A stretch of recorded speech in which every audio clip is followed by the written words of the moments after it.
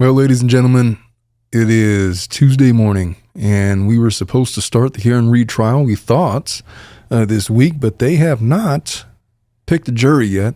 They're going to meet Wednesday to continue jury selection, perhaps again on Friday. It looks like we're going to be getting opening statements probably Monday of next week. But for now, we're going to take a look at the defense's theory of the case and why Karen Read is very likely to be acquitted if it all goes down according to what we've seen in court papers so far.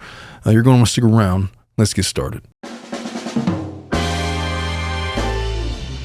Whatever you might be going through and wherever you might be, this is Omar Serrato with the Tilted Lawyer Podcast. I'm here to take your mind off of things. Yes, I'm an attorney. No, I'm not giving you legal advice. We're going to sit and talk like people, as these are the candid thoughts of one practicing attorney, and it's after hours. So have a seat. Feel free to have a drink and join me. Let's get started. Good morning, everybody. Welcome to the Tilted Lawyer Podcast on the eve of the Karen Read trial. We are still picking juries in that case, and I wanted to do a follow-up and kind of marshal the evidence, as they say, because I think it's important. I think that there's a lot of misinformation. Just judging from the comments from our last video, I think that there is a disconnect between what has been proven in this case versus what are theories in this case that are being argued by both sides. People are very passionate about it, and so people are getting up in arms. And so I really wanted to just focus on what is known and more importantly, what needs to happen in order for the prosecution to get a conviction in this case, which is what they're looking for. According to the defense, they have two theories of the case, exactly two. And their theories are essentially this: that Miss Read became suddenly angry with O'Keefe outside the home of Boston police officer Brian Albert and reversed into him with her vehicle, shattering her taillight by striking his head before fleeing the scene, or Miss Read became suddenly angry with O'Keefe outside of Brian Albert's residence and struck O'Keefe in the head with a cocktail glass before reversing into him with her vehicle, shattering her taillight and fleeing the scene.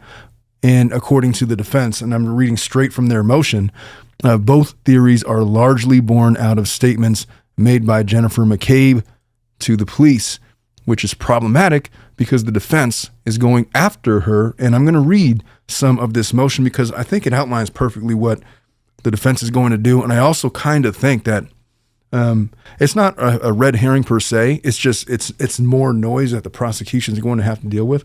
To me, this case is as simple as this. Do the injuries support the prosecution's theory of the case? They're saying very specifically that he was ran over and struck in the head with a taillight from the back of Karen Read's car as she angrily backed up in some form or fashion, causing his death. In the autopsy and the photographs that are out there floating around, it sure as hell does not look like those injuries were caused by a singular strike of a taillight to the head. In whatever scenario you want to point it to, his injuries are quite extensive. And the prosecution is going to, if the standard is reasonable doubt, and that's exactly what it is, they're going to have to shut down any other theory of Mr. O'Keefe's death. If they don't, then the theory that he was beaten up inside of the house by three assailants and left to die in the elements, and that's the reason for his death, is going to be a reasonable solution for a jury to come to, which is going to lead to a very fast acquittal, in my opinion. It doesn't matter whether or not I think Karen Read is guilty or innocent. I don't know enough to know that. But what I know is this. As a defense attorney looking at this case, there is mountains of reasonable doubt to attach to for all of the jurors. If the prosecution can explain beyond at least that he died a very specific way, then you're not going to get it. Now, you're saying that the taillight is the thing that caused the injuries. I think it's very telling and a huge red flag to me that there has not been a definitive photograph or piece of video evidence that is maybe it does exist and it just hasn't been released, which is why I did not want to talk about this case or the evidence in this case until it was presented in trial. Because on the one hand, there are people saying, oh, there was video showing her taillight and it was perfectly intact. And there's people that are saying the opposite. What's true? I don't know. I haven't seen any photographs. I haven't seen any video evidence that shows what Miss Reed's taillight looked like around midnight, the night of the murder, or the night that Mr. O'Keefe died, versus what it looked like after the death would have occurred. I feel like those may have been dispositive. For example, if her taillight was already shattered prior to midnight of that day, then that exonerates her.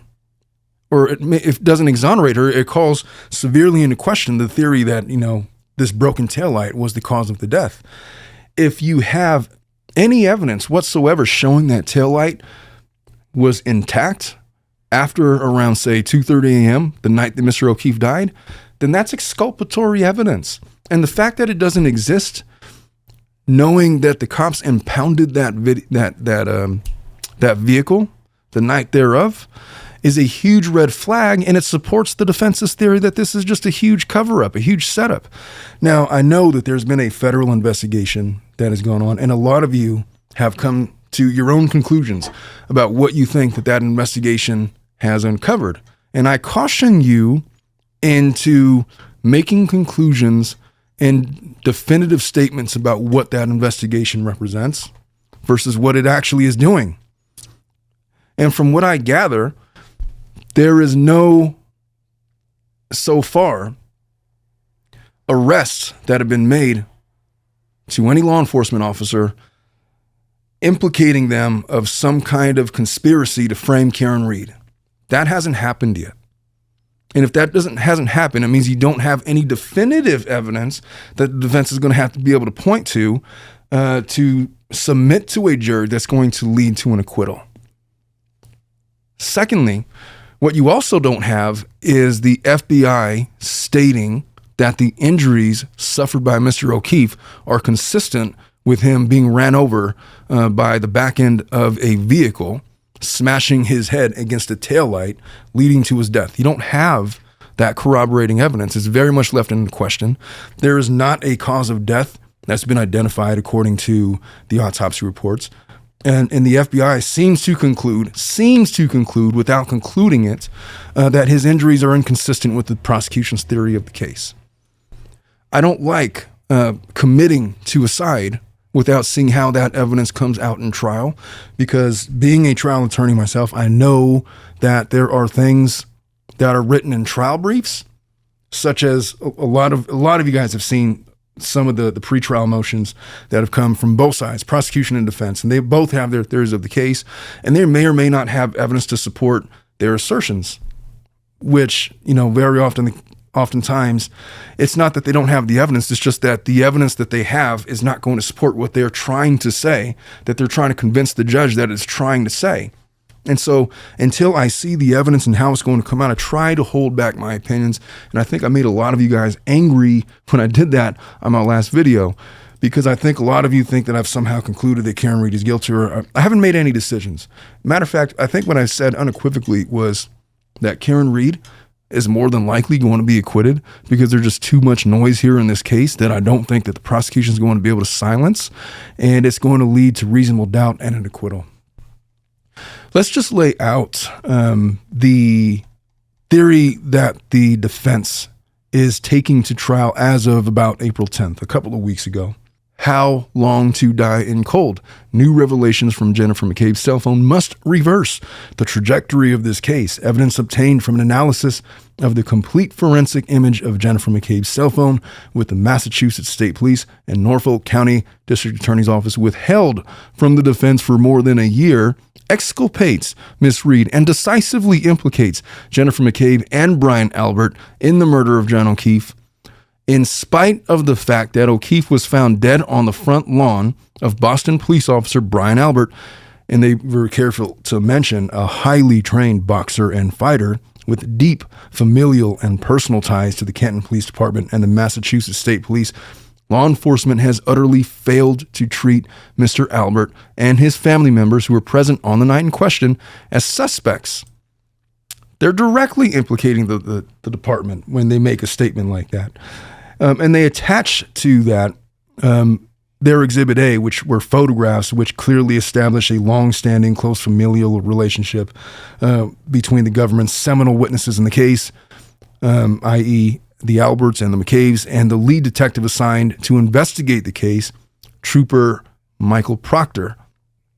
And they go on to state that law enforcement immediately arrests Miss Reed, based in no small part on incriminating statements attributed to her by one of the actual conspirators in O'Keefe's murder. Miss Reed has always maintained that she dropped O'Keefe off at Brian Albert's residence just after midnight on January 29th and frustratedly left without him when he failed to answer any of her calls, presuming that he had proceeded into the house for the party. Brian, Jennifer, and Matthew McCabe, all of whom were present at the Albert residence on the night in question, have maintained that O'Keefe never entered the residence. They all similarly claim that they had no reason to suspect any sort of foul play until O'Keefe's body was discovered the next morning in Brian Albert's front lawn at 6:04. And the defense states previously withheld information and data obtained from the analysis of Jennifer McCabe's iPhone 11 paints a much darker picture of what actually transpired. And then they start to go into that. An analysis of the complete forensic image of Jennifer McCabe's cell phone by computer forensics expert Richard Green establishes that Miss McCabe, the government's seminal witness, Googled Haas, H-O-S, long to die in cold at 2:27 a.m. And then on January 29th, 22, exactly 2 hours after O'Keefe was last seen walking towards the Albert residence by Miss Reed, she texted, "How long to die in cold?" And then Jennifer McCabe explicitly told law enforcement that she did not think much of O'Keefe's failure to enter the residence that night and assumed that O'Keefe and Miss Reed simply decided to go home.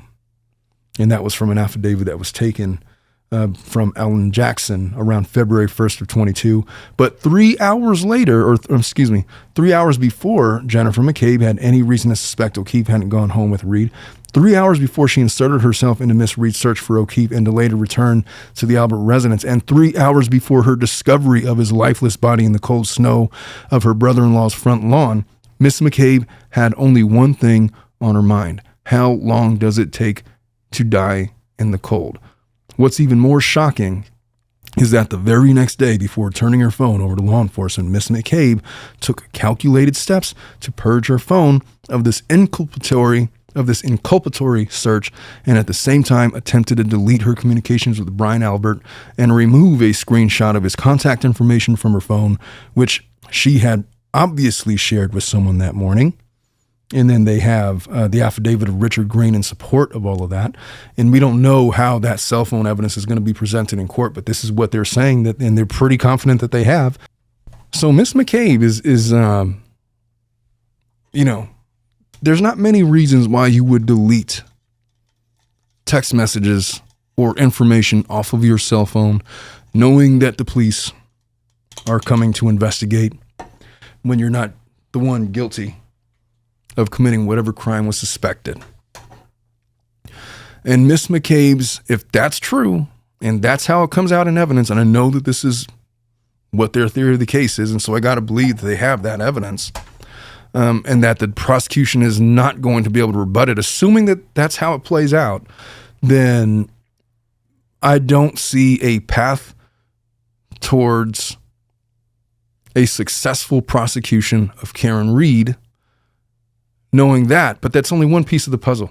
Let's continue with some of their other theories. So regarding the injuries that Mr. O'Keefe suffered, he was found, and again, I'm reading from the last motion submitted by from the defense.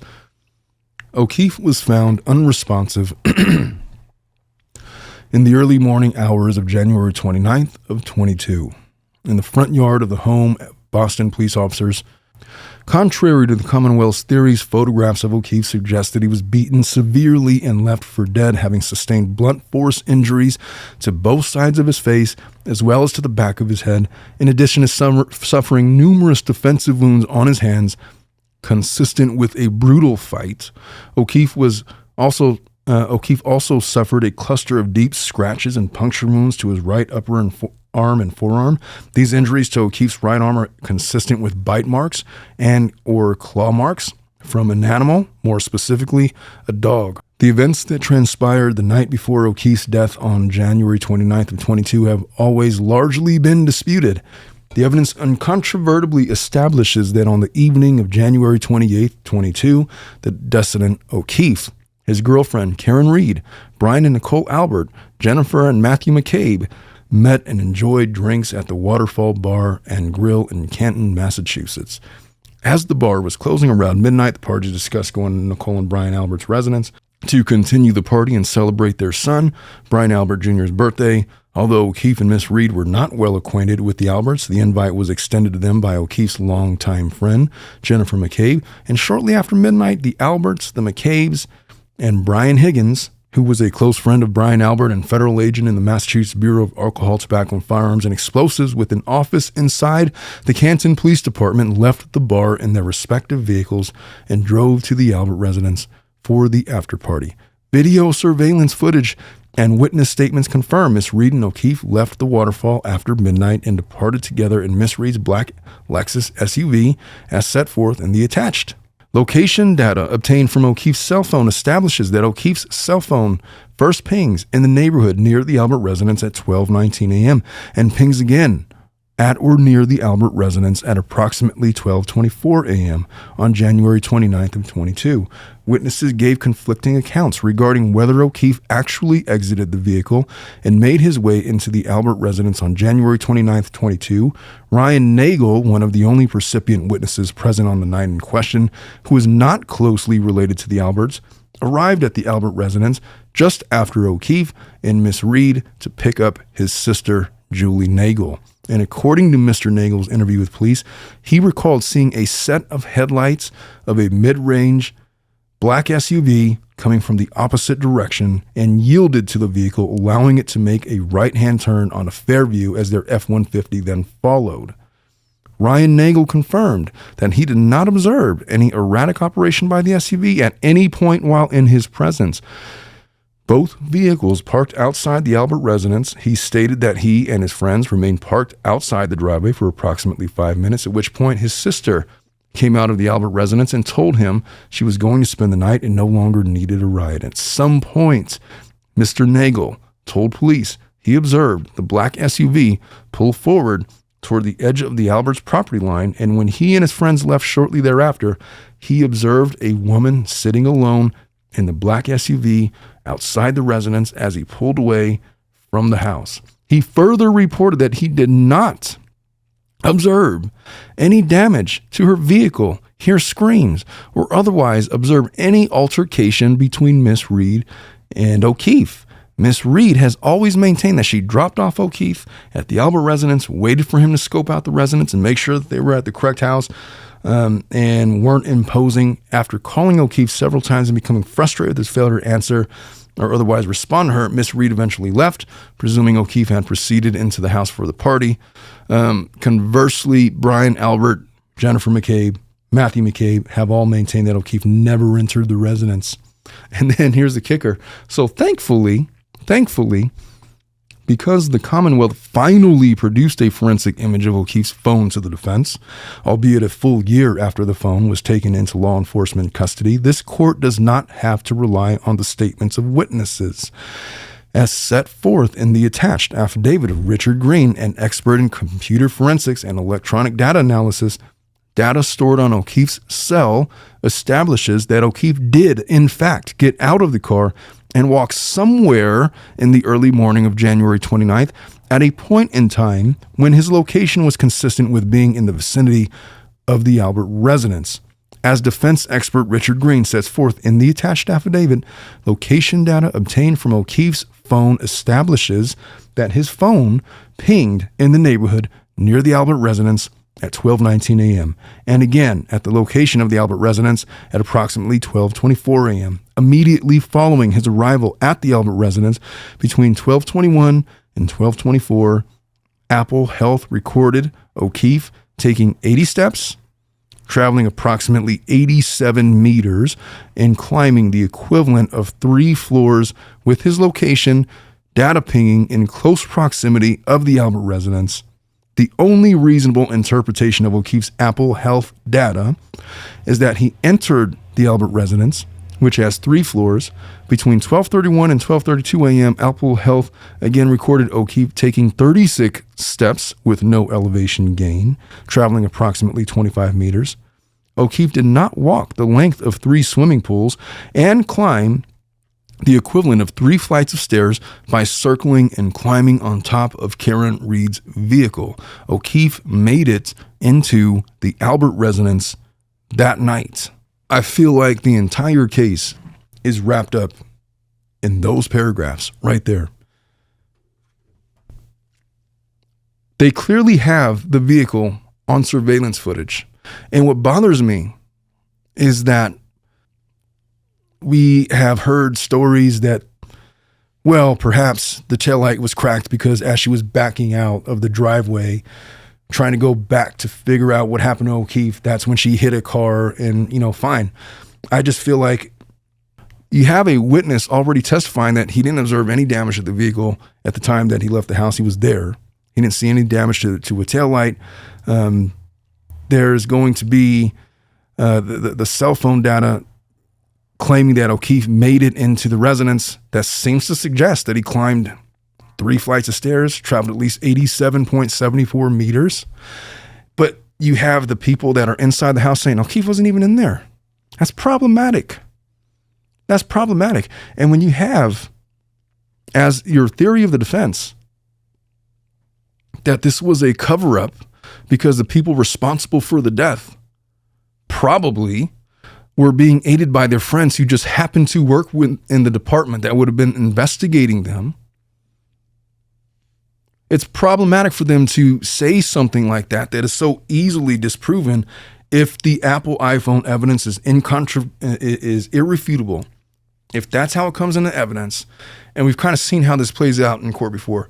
You get an expert witness come in and they say, yeah, this was the data. And this is, there's a certain error rate between it and, a plus or minus accurate within a couple of yards. And then you'll have some defense expert try to say, well, no, actually, if there was a solar eclipse around the vicinity, then it may have given inaccurate, whatever. Let's just assume that Apple iPhone data is going to play out the way that the defense is wanting it to play out. And and it doesn't matter what you and I think. If the jury believes that cell phone data is accurate, then they're going to believe that O'Keefe made it into the residence. And then the question is going to become, so why are they denying that then? If they'd had nothing to do with it, what do they care? Is it possible that O'Keefe, maybe he did walk in? Maybe he was hit by a taillight before and stumbled into the house without anybody noticing. And he's just kind of going up and down the stairs deliberately because he's out of it because it has a significant head injury. And maybe he, ended up back outside and just died from the elements that way. Maybe that's possible. But if you think that's too fantastical of a theory that nobody would notice him doing that, or if it's not possible that he did not enter the residence, then you have an easy acquittal. And that's really where this case is. If the prosecution can't close those holes, then they don't really have a case. And it makes me wonder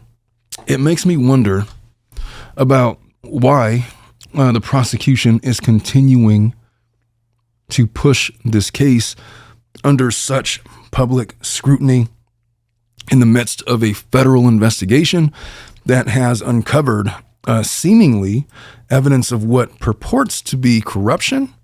And I'm not going to identify that without knowing how that's going to come out in trial. There seems to be a full-on investigation that says that the injuries that Mr. O'Keefe sustained is not consistent with the prosecution's theory of the case. What are we doing when the standard is reasonable doubt? Why are we so heavily focused on Karen Reed? If the guy has defensive wounds, I could see them advancing one theory of the case. Oh, perhaps Mr. O'Keefe was a trained boxer himself and he got those injuries as the result of his training or something. And I don't know. I'm making stuff up to try to make the injuries fit the prosecution's theory. That's not my job to prove their case. They're going to have to figure out a way to get over those injuries, because it sure as hell looks, if those are the injuries that were sustained, and I haven't really seen anything to refute that, then it looks like the guy got into a fight. That's not just getting hit by a car and dying of the elements because he was unconscious. That's evidence of something a lot more sinister.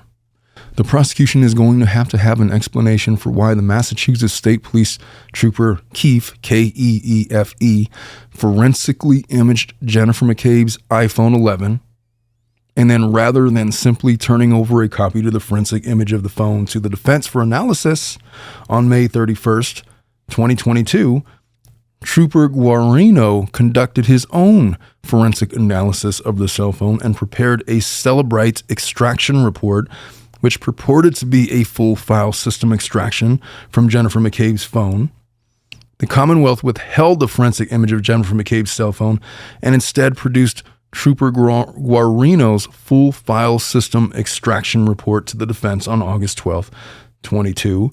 Notably, reading from the defense motion, Trooper Guarino's full file system Celebrite extraction report of Jennifer McCabe's iPhone failed to show any search history information entered by Miss McCabe on January 29th, including incriminating 2:27 a.m. search for the infamous Haas Long to Die in Cold.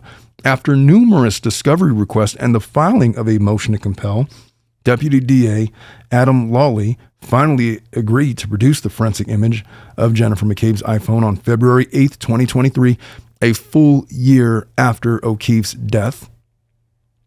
Information obtained from the deleted cache of McCabe's cell phone begins to unravel what occurred after Miss Reed left O'Keefe at the Albert residence on January 29th and the web of lies that resulted in the arrest and prosecution of Miss Reed.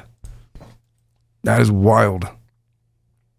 I got to tell you, I've never been involved in a case where there has been, where cell phone evidence has been relevant and produced to both sides where they excluded the search history from the cell phone. It's never happened in my career. Practicing over 10 years. Usually when we're going into cell phone testimony, you get the complete call log, text messages, deleted messages, and any kind of a web activity, web searches, and so on and so forth. The fact that those were excluded, the fact that there were two separate images taken and they got the one without the search history is extremely problematic. That's not just a chain of custody. That is a borderline Brady violation that in some circumstances might have resulted in an immediate dismissal of the case. It didn't here for one reason or another, but that is an extremely important fact that a jury is going to have to consider. And mind you, that the defense attorney is doing a tremendous job of raising these issues. It's going to be at the forefront of every juror's mind as they begin trial that the department is up to no good. And they're going to be looking for it after they hear opening statements. And when this evidence comes out, it's going to be bombshell evidence. And you're going to hear all of the mainstream media jumping all over it, and it's going to be this huge deal. Just understand that the prosecution has a lot of work to do in this case to cover up these holes. I'm not even going over all of the evidence in this case. All of the evidence going to be presented. I'm simply presenting what I feel is the most important that leads to Karen Reed's innocence, or at the very least, reasonable doubt. And that's really all you need. But ultimately, this case is as simple as looking at the actual injuries from O'Keefe himself. And just to quote how the defense is going to present this, they're suggesting that he was severely beaten, left for dead, having sustained blunt force injuries to both sides of his face as well to the back of his head. I'm thinking left cheek, right cheek, back of the head. You know what that sounds like? It sounds like he was probably in a 2 versus 1 scenario and maybe a dog. Blunt force injuries to 3 sides of his head. in addition to suffering numerous defensive wounds on his hands, consistent with a brutal fight, the bruising on the knuckles. He suffered a cluster of deep scratches and puncture wounds to his right upper arm and forearm. It's fantastical to think that they're out there having a good time. Motive is going to be an issue for the defense. They're going to have to prove how this happened, and perhaps that's where we start getting into the affair evidence, and their relationship was on the rocks and all of this, and she was involved with one of the people that were there in the house, and perhaps they found out about it or said something. Who knows how it happened? And as the defense has already stated, and he's going to tell this jury, it's not his job to prove why the fight happened. It's only his job to prove that there's reasonable doubt in this case. The prosecution has to prove that Karen Read did this beyond a reasonable doubt. And if you just look at these injuries, how could you possibly claim that he was bruised on both sides of his face, a severe laceration at the back of his head, defensive wounds on his knuckles, and it looks like he was attacked by a Wolverine on his right arm, and say that, oh, he died because it was hit by a car and left for dead in the snow? That doesn't make any sense. There is reasonable doubt abound in this case. As far as my opinion about her guilt or innocence, I have none. If I look strictly at the evidence that right now is speculative because it hasn't come out in trial, it looks like the defense is going to win, and they're going to win handedly on this case. I only caution the general public to reserve judgment until all of this comes out in trial, because there's a reason why the prosecution is continuing to press on this case. Is it because of the politics of, they're being forced internally by law enforcement to continue on? They have evidence, they got this and that. Perhaps they have answers to all of these questions. We don't know yet. And they haven't shown all of their cards. But to be fair, neither has the defense. But I'll just say this. You have to wonder why they're keeping this case going in such heightened scrutiny. Everybody is looking at them. And this is not a typical DA case, high profile. Most DA cases, everybody is rooting for the prosecution because it involves some obvious killer and some very sympathetic victim. And it's very easy to point the evidence at one person. This case is not looking that way. This case, the more and more that it drags out, the more that comes out, it appears that the general public is on the side of acquittal in all of this. And it just makes you wonder what the prosecution actually has to continue to press on while everybody is examining them under the microscope. Those questions are not going to be answered this week. It appears that opening statements are going to commence next week. We have maybe another day or two of, jury selection. They're looking for at least 20 before they begin, just to be completely safe and that we don't have a mistrial because we don't have enough jurors or whatever. But yeah, next week, that's when we're starting. So I guess we'll wait and see. We will continue to monitor this case, and we will, as the evidence comes out, as some of the more salacious evidence comes out, we will definitely cover it. But for right now, from everything that I've seen, everything seems to point towards Karen Read's acquittal. But we'll see. That's all I have for you guys today. I will catch you guys this week. If you guys want me to do another deep dive into the Karen Read case, let me know down in the comments. We have certainly other cases to cover, but this seems to be the one that's gripping the national attention at the moment. And so I will give you guys what you want. Just tell me what it is, and we will proceed that way. Until then, we will see you guys next time. Bye-bye.